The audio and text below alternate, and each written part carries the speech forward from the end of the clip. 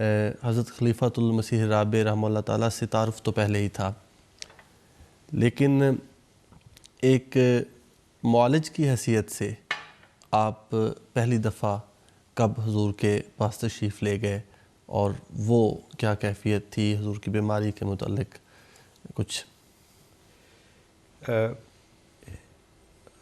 حضور سے ویسے تو تعارف پہلے سے تھا، اور خلافت سے پہلے ان سے ملاقات وغیرہ بھی رہتی تھی، ہم لوگ دعا کے لیے بھی کہا کرتے تھے ان کو۔ مجھے یاد ہے کہ جب میری شادی ہوئی تو میرے سسر، اللہ تعالیٰ ان کے درجات بلند کرے، کرنل مرزا داؤد احمد صاحب، وہ مجھے خاندان کے مختلف لوگوں سے تعارف کروا رہے تھے، اور آخر میں وہ مجھے لے کر گئے کہ میں اپنے ایک ایسے بھائی کے پاس آپ کو لے جا رہا ہوں جو ہم سب بھائیوں میں سے سب سے زیادہ مہمان نواز ہے، اور وہ اس وقت مرزا طاہر احمد صاحب تھے۔ تو وہ حضرت خلیفۃ المسیح ثالث کا دور تھا، لیکن ان کے دل میں اپنے اس چھوٹے بھائی کی، جو کہ کزن بردر تھا، اس کے بارے میں یہ تھا کہ یہ سب سے زیادہ مہمان نواز ہے۔ تو تعلق تو کافی شروع سے چلا آ رہا تھا، وقتاً فوقتاً اس وقت جب وہ خلیفہ منتخب نہیں ہوئے تھے تو کبھی باتیں وغیرہ میڈیسن کے بارے میں ان سے بہت زیادہ میں باتیں سیکھتا تھا۔ جب حضور انہوں نے ہجرت کی، اس سے چند دن پہلے وہ اسلام آباد میں تشریف لائے ہوئے تھے، اور ان کو کچھ تھوڑی سی معدے کی تکلیف ہوئی، اور اس تکلیف میں ان کے کچھ ٹیسٹ ہونے تھے معدے کے، تو میں اسلام آباد آیا اور ان کے ساتھ میں پنڈی ان کو لے کر آیا، اور وہاں ان کے ٹیسٹ ہوئے۔ وہ ٹیسٹ تو اپنی جگہ، لیکن جو ڈاکٹروں سے ان کا تعارف ہوا اور جس طرح انہوں نے باتیں کی، اس کا اتنا گہرا امپیکٹ ان ڈاکٹروں پر ہے کہ وہ آج تک اس بات کو یاد رکھتے ہیں اسے۔ لیکن جو ان کی آخری بیماری تھی وہ تقریباً 3.5 سال رہی، اور اس 3.5 سال میں 13 مرتبہ پاکستان سے لندن گیا، اور قریباً 6.5 ماہ میں ٹوٹل پیریڈ وہاں رہا، اور اس میں حضور کو بلڈ پریشر ان کا ذرا زیادہ تھا، شوگر کی بھی بیماری تھی، ایک چھوٹا سا ہارٹ اٹیک بھی ہو چکا تھا، اور کچھ کولیسٹرول وغیرہ بھی زیادہ تھا، لیکن باوجود اس بیماری کے کبھی انہوں نے اپنی بیماری کو نزدیک نہیں آنے دیا، ذکر بھی نہیں فرماتے تھے، اور اتنا ان میں حوصلہ تھا کہ باوجود سب تکلیفوں کے جو کہ ان 3.5 سالوں میں میں نے دیکھی، انہوں نے کبھی اف تک نہیں کی، اور اپنا کام کیے جا رہے تھے۔ جب وہ ہسپتال میں بھی داخل تھے تو ہر گھنٹے کے بعد وہ یہ بات ذکر کرتے تھے کہ کب میں واپس جا رہا ہوں تاکہ میں مسجد میں نمازوں کے لیے جا سکوں اور امامت کرا سکوں۔ جزاک اللہ۔ ڈاکٹر صاحب، بحیثیت مریض بشر انسان تو ہے، آپ نے دونوں خلفاء کے بارے میں پوچھتا ہوں کہ کوئی ایسی بات جو آپ کے لیے بحیثیت ڈاکٹر اس لحاظ سے حیران کن ہو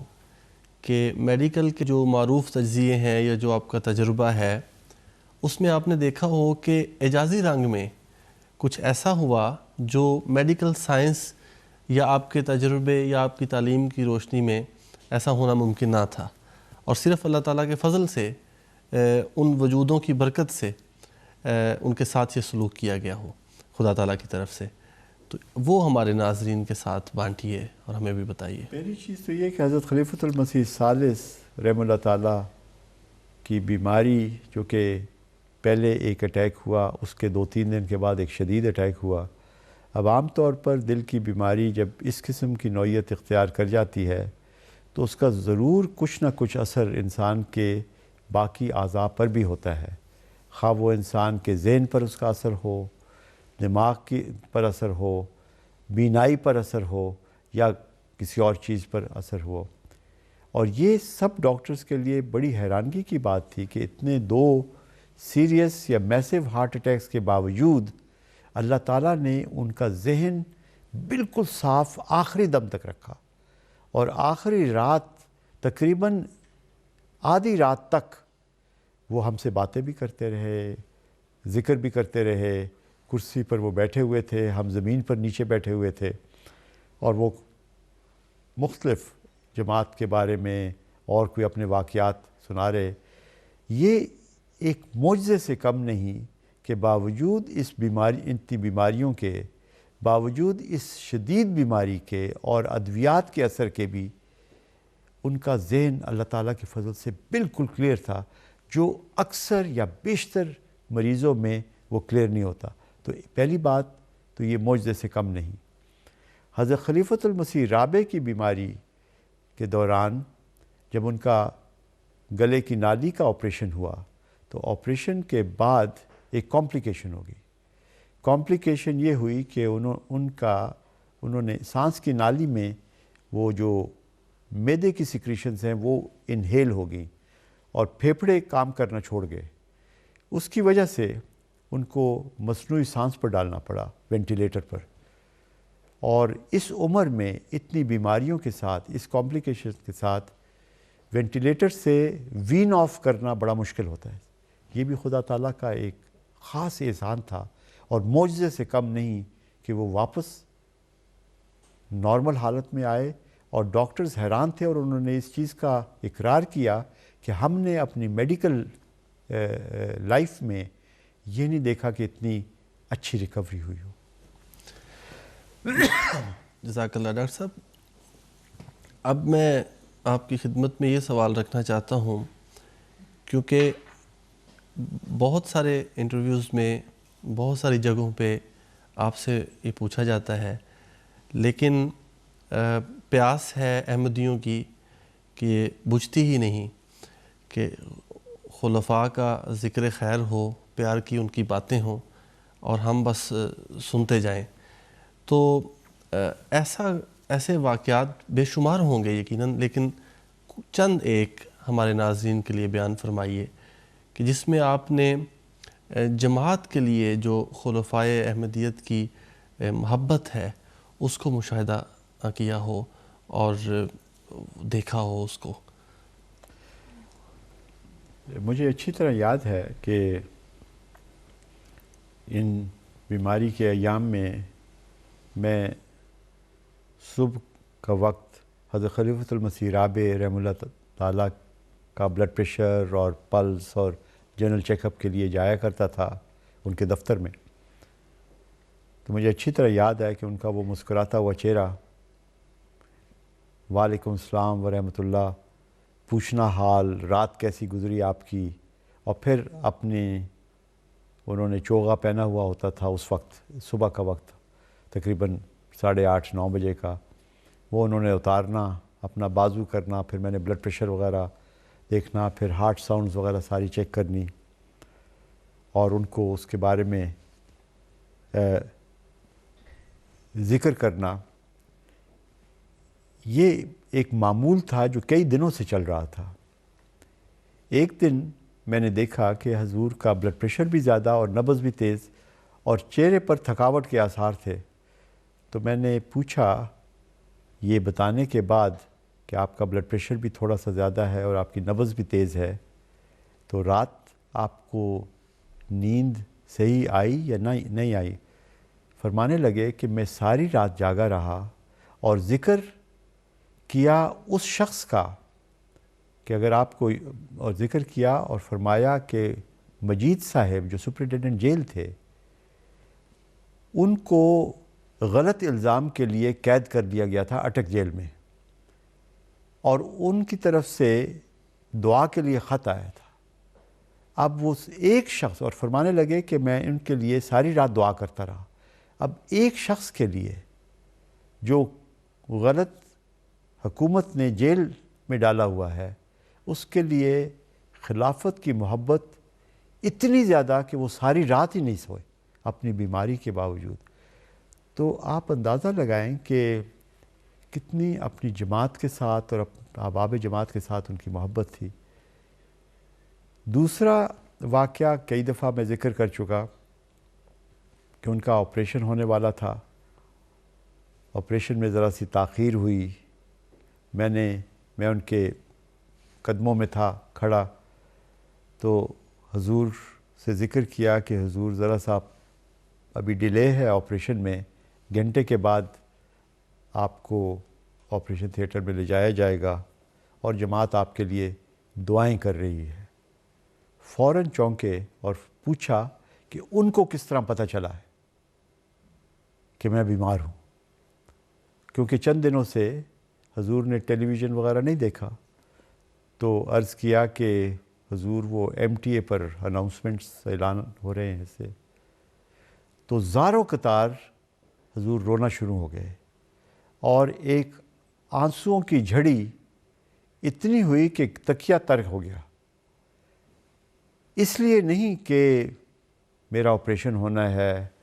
یا کسی قسم کا خوف ہے یا ڈر ہے کہ آپریشن ہے، بلکہ اس لیے کہ جماعت میری وجہ سے تکلیف میں ہے اور میری وجہ سے جماعت جو ہے وہ دعائیں کر رہی ہے، راتوں کو جاگ رہی ہے. اب یہ وہ محبت جماعت کے ساتھ، جب ہم کہتے ہیں کہ وہ دو جسم ہیں لیکن دل ایک ہی ہے، وہی حقیقتاً وہ چیز نظر آ رہی تھی کہ اتنا پیار جماعت کے ساتھ تھا کہ بیماری کی اس شدید ترین حالت میں بھی جماعت کی فکر زیادہ تھی، اپنی صحت کی فکر نہیں تھی. اس کے علاوہ ایک اور واقعہ یہ کہ جب ان کو ڈاکٹروں نے یہ تجویز یہ کیا کہ آپ اب تھوڑی ایکسرسائز وغیرہ کریں، تو ہم نزدیک رچمنڈ پارک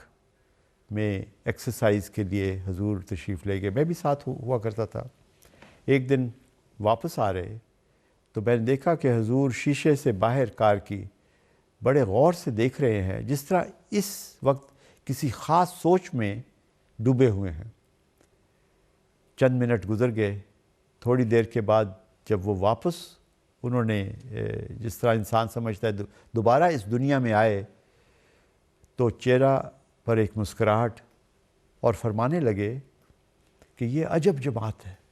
یہ عجب جماعت اللہ تعالیٰ نے پیدا کی ہے کہ جو اتنی محبت، اتنی عقیدت کہ دن رات وہ دعائیں کر رہی ہے، صدقات اور خیرات کیے جا رہے ہیں کہ روئے زمین پر ایسی جماعت نظر نہیں آتی. اب یہ اس محبت کا اظہار اور آنکھوں سے پھر آنسو جاری ہے اس سے. تو جب ان کے آنسو جاری تو میرا دل بھی بھر آیا اسے، اور میں نے اس میں عرض کی کہ حضور اس وقت اور اس دور میں آپ جیسا بھی تو روئے زمین پر کوئی انسان نہیں سے. تو انہوں نے اپنا چہرہ دوسری طرف کر کے عاجزی میں ایک طرح سے کہا نہیں. تو یہ وہ محبت کا اظہار تھا جو سپونٹینیس تھا، اس میں کوئی اور کبھی بھی دکھاوے کا پہلو ہی نہیں نظر آتا تھا. اکیلے ہوں ان کو یہی فکر تھی کہ میری یہ پیاری سی جماعت میری وجہ سے تکلیف میں ہے، اور یہی وہ چاہتے تھے کہ اللہ تعالیٰ ان کی بیماری اس لیے دور کر دے تاکہ وہ جماعت بھی اس فکر سے دور ہو سے. یہ وہ محبت تھی جس کا اندازہ نہیں کیا جا سکتا. اس بات کا بھی میں خود گواہ ہوں کہ پیغام بھجوایا پرائیویٹ سیکرٹری کے ذریعے کہ آپ امیر صاحب جرمنی کو دعا کے لیے کہیں اور امیر صاحب گھانا کو دعا کے لیے کہیں. یہاں سے پرائیویٹ سیکرٹری صاحب نے فون کیا، جرمنی بھی اور گھانا میں بھی، اور دونوں میں ایک قسم کا جواب. یہاں سے جب فون گیا کہ حضور کے لیے دعا آپ کریں کیونکہ خلیفہ وقت اس حالت میں ہیں، تو اس طرف کیا حال تھا. وہ اس طرح لگا کہ جس طرح فون پر کوئی بات ہی نہیں کر رہا، اور کچھ دیر کے لیے خاموشی، جرمنی میں بھی اور گھانا میں بھی. فون کرنے والے نے یہ سمجھا کہ شاید فون ہینگ اپ کر لیا گیا ہے، لیکن تھوڑی دیر کے بعد اس طرف سے بھی چیخوں کی اور رونے کی آواز آئی کہ ہمیں دعا کے لیے کہا جا رہا ہے، کیا حالت ہوگی حضور کی اس سے۔ یہ جذبات اور یہ احساسات اور یہ تعلق ٹو ڈائریکشنل تھا، ادھر ان کی محبت، ادھر اس طرف جماعت کے لوگوں کی محبت، کہ یہ بیان نہیں کیا جا سکتا۔ اور میں جب ان واقعات کو اپنے ذہن میں لا کر سوچتا ہوں تو میں کہتا ہوں کہ یہ اپنے رنگ میں خدا تعالیٰ کی جماعت ہونے کا ایک ثبوت ہے۔ کجا اگر دنیاوی لحاظ سے دیکھا جائے، ایک پاکستانی انسان کی محبت ایک جرمن کے دل میں کس طرح ڈلتی، یا ایک پاکستانی کی محبت ایک افریقن کے دل میں کس طرح ڈلتی، یہ دلوں کو ملانے والا وہ ایک ذات ہے، وہی یہ محبتیں پیدا کرتا ہے جو بائی ڈائریکشنل ہے، جو دونوں طرف سے ہے۔ اور یہ وہ خدائی جماعت کی نشانیاں ہیں، اور ایک زندہ اسلام، زندہ احمدیت حضرت مسیح موعود علیہ السلام کی صداقت کی نشانی ہے، اور حضرت رسول کریم صلی اللہ علیہ وسلم جا کر یہ تان ٹوٹتی ہے اسے۔ جزاکم اللہ۔ ڈاکٹر صاحب، اب اگلا جو ایک آپ کی ریٹائرمنٹ کے بعد کا جو دور ہے، اور ریٹائرمنٹ بھی ایسی کہ آپ نے فرمایا کہ وقف زندگی ہی تھے، اور حضور کے ارشاد پر خلیفۃ المسیح الثالث رحمہ اللہ تعالیٰ کے ارشاد پر ہی فوج میں بھی نوکری اپنے ملازمت جو ہے وہ جاری رکھی۔ اس کے بعد طاہر ہارٹ انسٹیٹیوٹ جو ہے، اس کی بنیاد اور اس کی تھوڑی سی تاریخ ہمارے ناظرین کے لیے، اور خاص طور پہ اس ریجن میں اس کی اہمیت میں چاہتا ہوں کہ ہمارے ناظرین کے ساتھ آپ بانٹیں، ان کو بتائیں۔ اصل میں یہ شوق تو شروع سے مجھے تھا کہ اللہ تعالیٰ کو ایسا موقع دے کہ انسان یہاں آئے اور انسان نوکری، فوج کی، جو بھی عہدوں پر اللہ تعالیٰ کا احسان اور فضل رہا، وہ ایک جگہ، اس کے لیے جتنا انسان شکر ادا کرے وہ کم، لیکن دل اسی طرف اٹکا ہوا تھا۔ جب حضرت خلیفۃ المسیح الثالث رحمہ اللہ تعالیٰ اس دنیا سے گئے تو میں نے خط لکھا حضرت خلیفۃ المسیح رابع کو کہ میرا تو خلیفۃ المسیح الثالث سے یہ عہد تھا وقف کا جو انہوں نے، اب آپ فرمائیں کہ میں آگے کیا کروں، کیونکہ میں اپنے آپ کو پیش کر دیا پھر سے۔ فرمانے لگے کہ میں آپ کے والدین کے بارے میں جانتا ہوں، ان کی صحت اس بات کی اجازت نہیں دیتی کہ آپ ان کو اکیلا چھوڑیں۔ اور یہ خط میں لکھا ہوا ہے، انگریزی میں ہے کہ I employ you to the وقف of your parents، والدین کے لیے میں آپ کو وقف کرتا ہوں، اور آپ یہ وقف جو ہے ان کے لیے کریں۔ مجھے اس کے بعد حضرت اویس کرنی رضی اللہ تعالیٰ عنہ کا وہ واقعہ یاد آیا، اور یہ بھی اللہ تعالیٰ کا ایک عجب دستور، ایک احسان کہ ہم 5 بہن بھائی، لیکن خدا تعالیٰ نے جو آپس میں تعلق جو رکھا، میرے پاس ہی رہے 17 سال، جب تک ایک کے بعد دوسرا جو ہے اس دنیا سے چلے گئے۔ اور اس رنگ میں بھی ان کی دعا یہ قبول ہوئی کہ خدا تعالیٰ نے والدین کے لیے وہ وقف کا پیریڈ وہ آگے بڑھا دیا۔ میری والدہ صاحبہ کی وفات کے بعد پھر میں نے دوبارہ خط لکھا حضرت خلیفۃ المسیح رابع کو، تو انہوں نے جواباً مجھے یہ لکھا کہ آپ جو فوج میں بھی ہیں وہ بھی آپ وقف کر رہے ہیں، آپ ابھی جاری رکھیں۔